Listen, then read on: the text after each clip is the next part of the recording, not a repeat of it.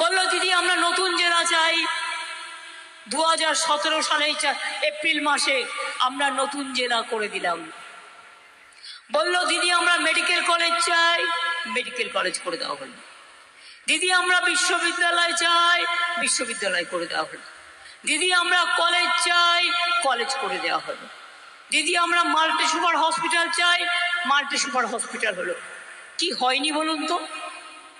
এখানে archery academy থেকে tribal ছেলে মেয়েরা আজকে সারা পৃথিবীতে গিয়ে নাম করছে, এবং আমি চাই ওরা সারা পৃথিবীতে গিয়ে আরো নাম করুক। মনে রাখবেন, এখানকার ছেলে মেয়েদের ট্রেন্ড করলে আজকে আমি এই জন্য খুশি গর্বিত। আগে কি ছিল পড়াশোনার রেট জঙ্গলমহলে, আর আজকে আপনাদের ঘরের ছেলে মেয়েরা ডাক্তার হচ্ছে, ইঞ্জিনিয়ার হচ্ছে, প্রফেসর হচ্ছে, বড় আইএস অফিসার হচ্ছে, WBCS হচ্ছে, IPS হচ্ছে, কত বড় বড় পদে চাকরি করছে। এটা আমার গর্ব। আগে সাঁওতালি ল্যাঙ্গুয়েজকে কেউ গুরুত্ব দিত না, আমরা এসে প্রথম সাঁওতালি ল্যাঙ্গুয়েজ অলচিকি স্ক্রিপ্টকে গুরুত্ব দিই, এবং অলচিকি এখন আপনি MA ক্লাসেও পড়তে পারবেন, তাই তো? ইউনিভার্সিটিতেও চালু হয়ে গেছে। অনেক সাঁওতালি স্কুল তৈরি হয়েছে। টিচার পাওয়া যাচ্ছিল না, প্যারা টিচারদের দিয়ে চালানো হয়েছে। সেই জন্য বলছিলাম অনেক হয়েছে। এই যে আমি ডোমপাড়া বলছিলাম না, আমি একদিন রাস্তা দিয়ে আসছিলাম, কিছু মানুষ এসে দাঁড়ালেন, দাঁড়িয়ে বললেন দিদি আমরা না ডোমপাড়ায় থাকি। আমি বললাম আপনাদের কি চাই? বলল দিদি আমাদের না কেউ কোনো সার্টিফিকেট দেয় না, আমরা কি যে আমরা কিছু বুঝতেই পারি না। আমি বললাম তাই? আমি তার পরের দিন অফিসারদের পাঠিয়ে ওদের সার্টিফিকেট করে দিয়েছিলাম, রেশন কার্ড করে দিয়েছিলাম। হয়তো আপনাদের এই কথা মনে নেই অনেকের, কিন্তু আমার এই কথাগুলো খুব ভালো মনে আছে। মনে রাখবেন। আর চালাকিটা কি দেখবেন, বাইরে আমেরিকায় ছেলেমেয়েরা পড়তে গেলে বা অন্য জায়গায় পড়তে গেলে বিদেশে 5 বছর পর থাকার পরে একটা না, বা 10 বছর থাকার পরে তাদের একটা গ্রিন কার্ড দেয়া হয়। এটা ওই রকম টাইপের একটা ভাওতা, সেটা যেটা আফগানদের দেওয়া হয়েছে। পুরো মিথ্যে, কিন্তু দেখে মানুষ ভাববে আরে এতগুলো লোক ধন্যবাদ জানাচ্ছে, তাহলে কি এটা সত্যি? না, সত্যি নয়, ওটা মিথ্যে। ভোটের আগে রাজনীতি, ভোটের পরে এলাকা থেকে তাড়িয়ে দেবে, জেলে ভরে দেবে। মোদিদের বিশ্বাস করবেন না, ওরা হচ্ছে 420, ওদের কথার কোনো গ্যারেন্টি নেই, নো গ্যারেন্টি। কি করবে জঙ্গলমহলে? আর কিছু করার আছে? একলব্য স্কুল থেকে শুরু করে কি করিনি, ধামসা মাদল থেকে শুরু করে কি করিনি, রাস্তা থেকে শুরু করে কি করিনি, কনক দুর্গার মন্দির থেকে শুরু করে একেবারে ঝাড়গ্রাম রাজবাড়ি কি হয়নি? কি বিজেপির গ্যারেন্টি 420 লিডাররা? একবার বলবেন লোককে এসে বলছে বিনা পয়সায় চাল দিচ্ছি, একদম মিথ্যে কথা। 1 পয়সাও চালে দেয়নি। 2 বছর ধরে চালের টাকা আমরা দিচ্ছি রাজ্য সরকার। তাই বলবে 420 no guarantee, 420 no guarantee, 420 no guarantee. জল বাড়িতে বাড়িতে পৌঁছচ্ছি আমরা। খেটে খুঁটে পাইপ নিয়ে যায় কারা? জমি দিচ্ছে কারা? লাগাচ্ছে কারা?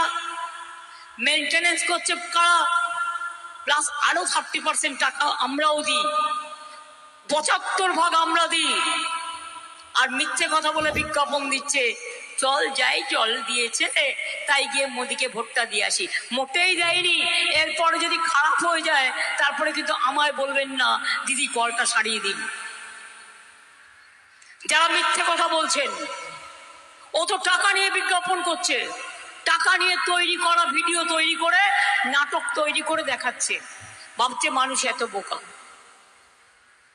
বিজ্ঞাপন দিয়ে বলছে বিনা পয়সায় গ্যাস পাবেন, বিনা পয়সায় গ্যাস পেয়েছেন কেউ? বিনা পয়সায় গ্যাস পেয়েছেন? কি মা বোনেরা বিনা পয়সায় গ্যাস মিলা? বিনা পয়সায় গ্যাস পেয়েছেন?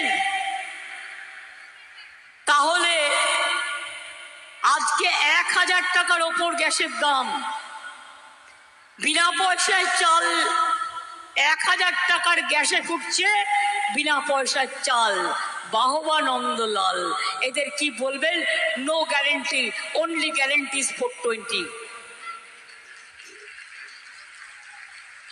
বলছে বিনা পয়সায় বিদ্যুৎ দেবো, দিয়েছে?